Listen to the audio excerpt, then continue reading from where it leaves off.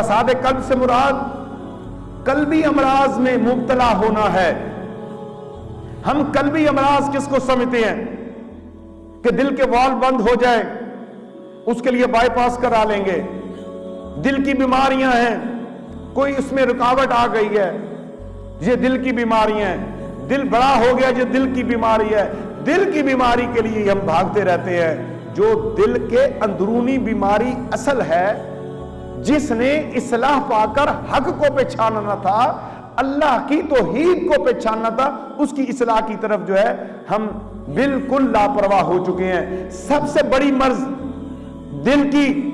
دل کا غیر کے ساتھ گرفتار اور مشغول ہونا، اللہ کے مقابلے میں کسی کو شریک کر لینا، یہ سب سے بڑی دل کی بیماری ہے۔ دل کی بیماری یہ ہے کہ انسان کسی ایسے مقام پہ اور اسے دعوت گناہ ملے اور وہ گناہ کر جائے تو پھر یہ نہیں کہا جا سکتا کہ اس کا دل توحید کے ساتھ ہے۔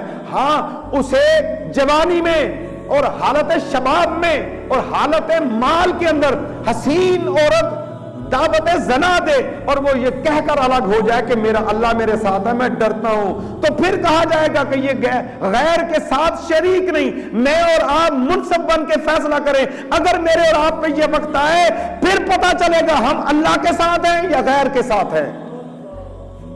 فیصلہ ہم نے خود اس وقت کر لینا ہے۔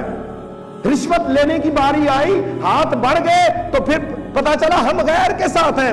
سود لین دین کا معاملہ آتا ہے تو ہم مختلف جو ہے شکے نکال لیتے ہیں، قانون نکال لیتے ہیں، یہ سود نہیں ہے۔